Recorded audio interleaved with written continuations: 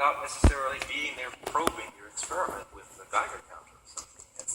The next thing you showed I found thrilling, but in my opinion much more radical, and that was the asymmetry in the pattern. The asymmetry in the pattern suggests that not only are we making a measurement and determining whether or not the photon passed through one slit, we are actually somehow encouraging the photon to pass through one slit. We are sort of steering the outcome of the effect, steering the outcome of the collapse of the wave function. And that would be a fabulous thing, to continue to follow up on, because things like long-range field effects of consciousness, where you need to send an influence, hopefully purely quantum mechanically, to a distance, you can do it this way. And at the same time, steering the collapse of the wave function really flies in the face of our clinging to relativistic causality, because you can use that to create effects faster than the speed of light without the addition of any classical signal, which I typically feel is necessary. So it's big. It's not only collapsing the wave function with your mind, it's also steering the collapse of the wave function, which would put the human person being in a very powerful position in the universe. And I just want to distinguish, because to me it was so striking, the difference between those two. And the latter is really novel to me, and I would love to see that pursued. The final second comment is to do with you putting your detector at a node of the... Okay, this man, I don't know his name, it's probably on here. John Hagelin, quantum physicist, is that who it is? Probably. Anyway, I would like for him to see some of what I am filming that I think has to do with consciousness. And I think it has to do with peering into a part of light that man has not explored very much. And the reason being is because I used to see this light, but I couldn't film it. I didn't know I could. And I could see it when I looked at light. I see a big, huge orb kind of bubble up, but it wouldn't stay still. It was always folding and moving in such a way it was hard to learn how to hold my eye in such a way that it would hold still so I could get a better look. But then I learned to film it. And while it's not quite the same as what I see with the naked eye, it's very close. I see all these little round orbs. I'll bring this up so you can see them. I see all them floating in that pops up before me. And it was hard to get anyone interested, and still is, even though I've gotten pictures of it now. But I'm hoping that if I send to this video I'm making now to this place called Science and Nonduality, which is a website, that maybe they'll be interested, because they seem to be interested in this very sort of thing. And here, this is taken outdoors using the sunlight as my source of light, and using a piece of glass that I get my camera, my digital camera, focused on a spot of light that is on the piece of marble that I'm using. It's a clear marble, kind of a teardrop shaped one, like this. Oh, there, like that. And a spot of light will get in one spot, or maybe several, and I just zoom in on it, and there's a beautiful orb. And in the indoors, I use my LED light. It gives me the same kind of orb pictures. And that's where I'm more comfortable, so I get a lot more done doing it indoors in my bedroom, right sitting in front of my computer with this little light I have that is a LED light, LED light. They're a very special kind of light. And you see, while I was outdoors filming the sun shining through the trees. You see how the light did there? And these lines in it crisscross, and I think this is something that people who are exploring non-local consciousness would be interested in. And I have a very good reason for knowing that they would be interested in it, which I will be telling you in a little while. I get so many just wonderful, beautiful colors. And this is a character, I get him often. Only with one particular camera, I get this little character, and I've named him. That's Harry. You'll see him again in this. I do have some orbs to show you where he'll be in it again. And in the orb, well, the orb doesn't stay round like a circle. It just moves all kinds of ways, which I will be showing you too. This is within that circle. You can see it has the outer edge, has those little lines that mark it as orb. Now this I found online. It said a new analysis shows a way to self-propel subatomic particles. And this is one of my pictures. Looks just like their indication of how subatomic particles, according to an artist interpretation, how that would look. And I would say they're spot on, because that's how it looks for me when I film the light. So I do think that qualifies this as being that I'm looking at something that may be in the subatomic microscopic zone of life. And here's another one. This where it's traveling by weaving itself like that. And now there's a word, one of the videos I watched called a C-A-L-A-B-I, Calabi, Y-A-U-G-H, Calabi-Yog manifold. Unusual ways that light twist and turn, and so I have some of that too. I get that a lot. Now this I found also online, and it was a hydrogen wave action, the orbitals of the hydrogen atom. And I think I'm looking at that. Here's one of my, see this part right up here that looks like this one right there, that one with the 4 things coming out. And I get this a lot. Now when light comes out, it of the light source, in this case a LED light in my room, it has a teardrop shape, and sometimes it's even quite wrinkled. Here's another one of those orbitals that in one of my orbs. There's another one.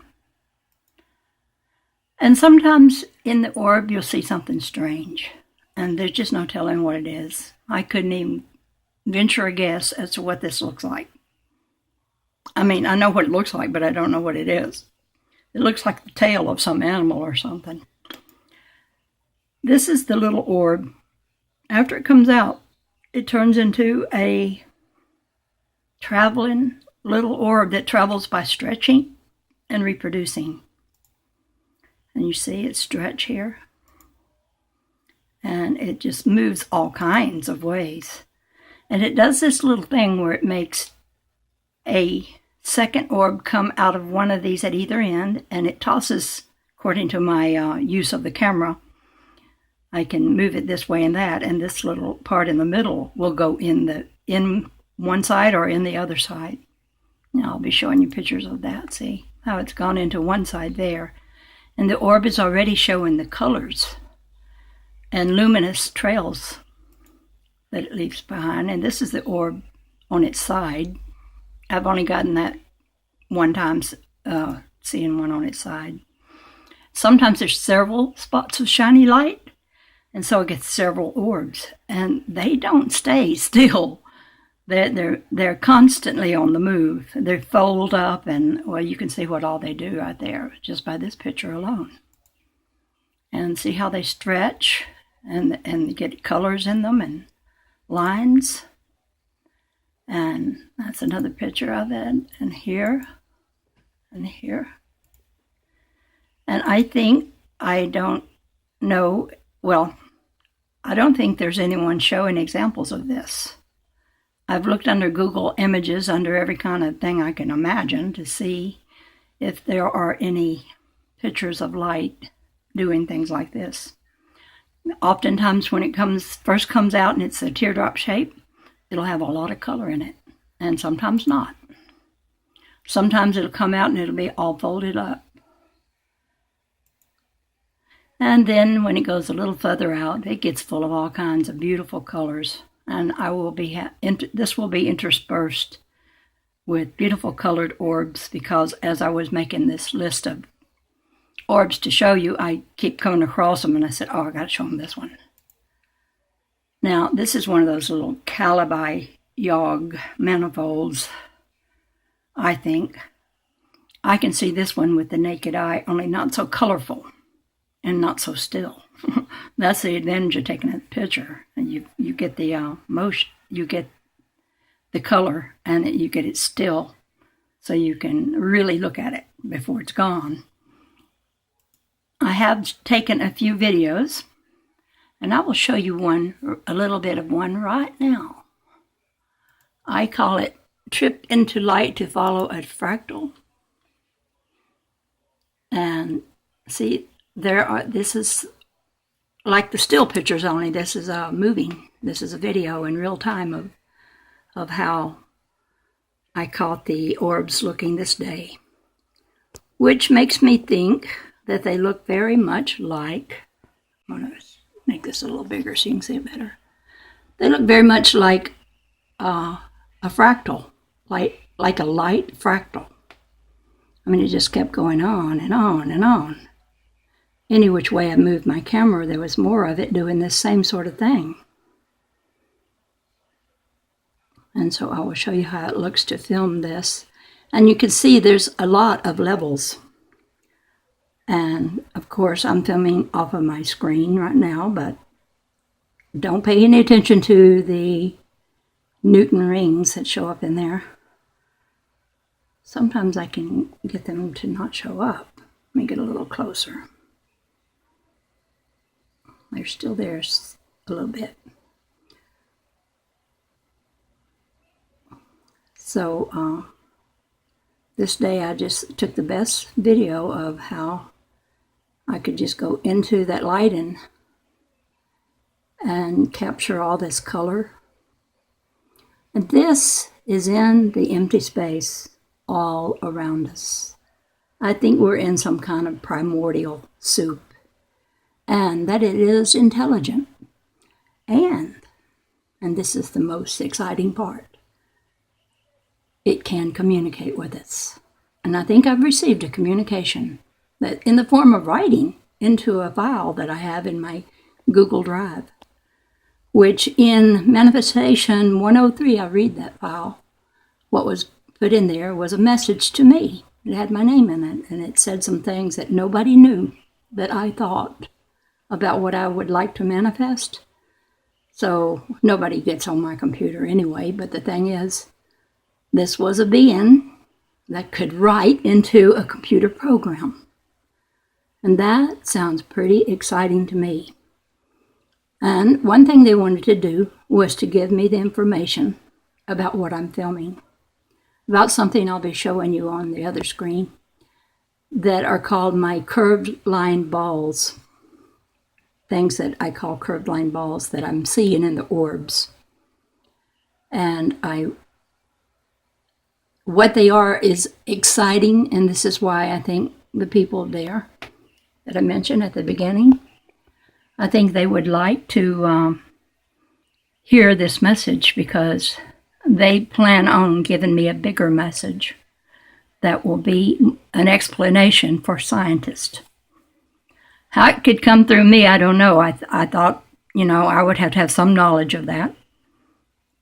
But I don't. I just listen, and I have lots of questions, so I could ask questions of this and see how the orbs make beautiful streaks of color and lines across each orb sometime. And there's that again. That is a beautiful thing. And there's more of the orbital paths, and they also make this concentric rings around them.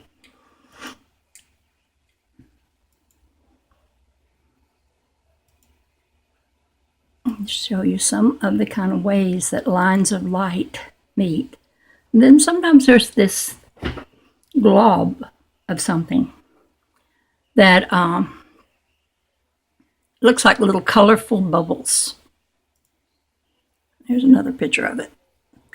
Now I'm going to go back in a little bit so you get a better picture.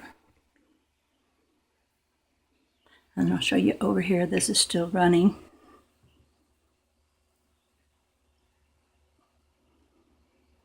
I'll skip back to it when I show you how I'm filming in this, because I pulled back from being in so close and you can see what I'm filming. So I'll go on with this and keep my eye on that for when it gets to there. Another of the orbitals. More colorful lines, and sometimes the orb is very yellow, but it's many different colors sometimes. One day, August the 13th in 2013, I started getting this loop of some kind of little lumpy round circle, and it was in all the orbs that day. Only that day. But I have seen something that looks like it since then. Okay, over here. Now, I'm zooming back out so you see I have a piece of glass. It's a glass candlestick holder. And the light's on the other side. And see how I zoom in real close on one of the spots of light? And all of this is in it. And this is not just something easily explained as a phenomena of light. It's something really special. And I'll just show you a little more of that one. And I'm going to go into this video. This is where I'm showing. I'll increase the voice here. Now look how orbs come out from the light. I'm going to go back and forth here. And as they come out, they're already full of design of this. You know, I think light, it's like Walter Russell said, the two lights that God created are like a tapestry weaver. Doesn't this look like tapestry? Like a rug or something like that? It's got these bright spots and all these colors and a design. Now, I can see this with the naked eye, but now lately my camera is able to get it. Don't know why, but lately I'm able to get it with a camera. I always wanted to show it to everyone here, but I thought, well, I'm going to have to draw it, and I can never draw all of this. It looked too complicated. Okay, enough with that. Back over to the other picture page where I have quite a few orbs to show you pictures of. Now this is Harry again, the little light creature that I see with one particular camera. He always looks pretty much the same. He has little parts of himself that don't seem to be attached to him, but they float at a certain place around him. Or they are attached, but I just can't see the attachments. Or maybe they're magnetized to him. But anyway, that's Harry. And there he is again and again. And there's the ring, the lumpy ring. And there's that again. And there it is in two different orbs. So it's not just one time or one thing. It comes out in several of them. Now this is something you wouldn't know that a photon of light could do. You wouldn't know it could just twist in the middle like it was doing the twist. I mean, light looks so many kinds of ways. Now, a few years ago, I was getting it where it looked rather spastic looking, like lightning. And here's another orb twisted, and then it fans itself out. Looks like a fan. Now look at this series of orbs. Well, it's just two of them. Something is going on in that orb. It seems like the upper left-hand corner of it is all busting out. But I see this in orbs. I see all kinds of activity And I see morphing of the colors and patterns.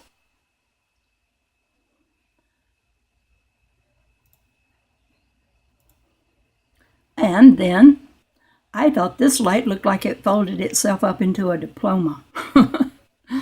Because that looks like a folded up diploma, like, well, you've graduated.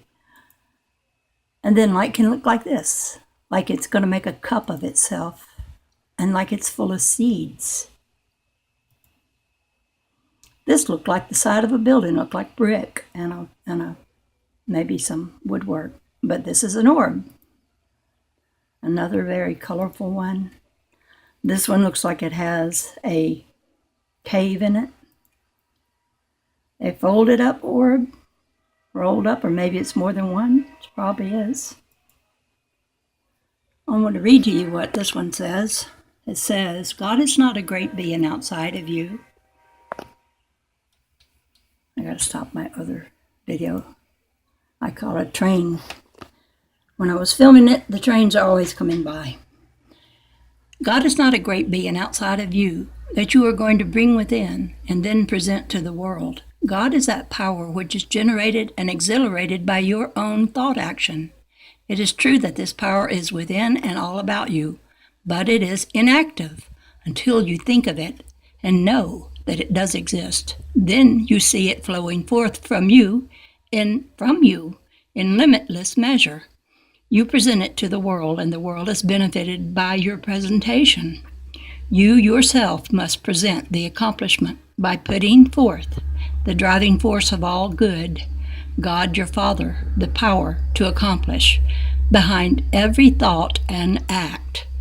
Now you are God, fulfilling or filling full the accomplishment. This is God, the true and only God, standing forth from you. And those words were in a book by Baird Spalding called The Life and Teachings of the Masters of the Far East. Here's an orb fanning, making a fan.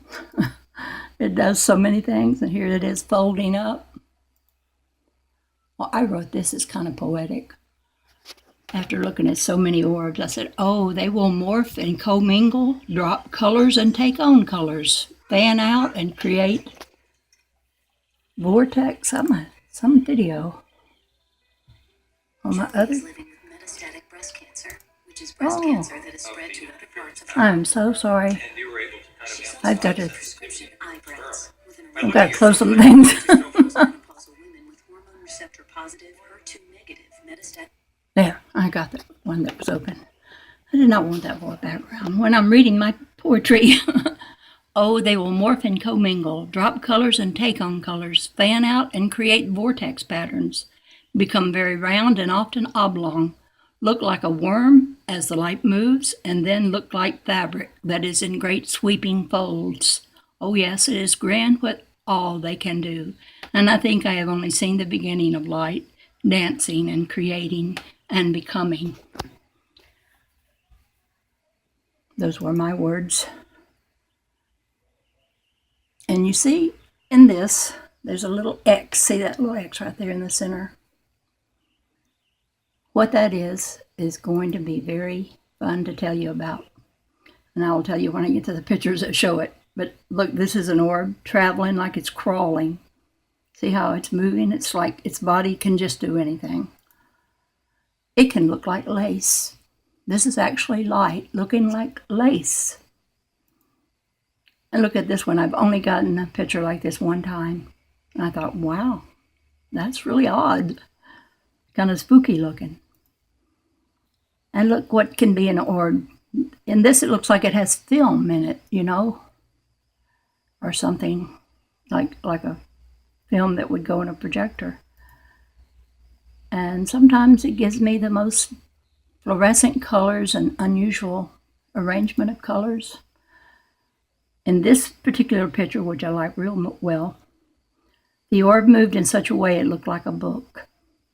It is a book of light. Now, in here, in this orb, I'm going to bring some of this forward. You see this thing in the middle that I'm pointing to? Right down here is what I call an artifact. Let me move up to it. See that artifact? It shows up in all my orb pictures. It's one of many that I have, you will notice. There are a few other things that do this sort of thing. But it looks like the things that are in the orbs. I mean, this bigger thing looks exactly like this small artifact that is stuck in my camera. This makes me wonder, what in the world's in my camera? And I have this thing here and a little thing over here and all kinds of stuff. I made one video showing each one individually. And look how the colors in this one are. They look a little different. And see how the colors in this one just drop off the edge of this orb? It's like the orb is just a seeing device passing under this sea of color. And one time I got this perfectly round circle. I call it my black hole. And there that is. Now, these are the curved line balls that I'm going to be speaking of and reading you something about from the communication I received, which is very exciting to me. These curved line balls start out looking like a little X. I showed you the X in that one before. Well, here it is again, right at the top of this. And that little X turns into these balls that have curved lines in them. You can see them there in the center of that one. And they just morph and change their position and color and how they look until you don't even recognize them anymore. Like they're in this, but they're kind of falling all around and into other parts of that space. And here, you see a little X there, a couple or three of them. Those are the beginning of that.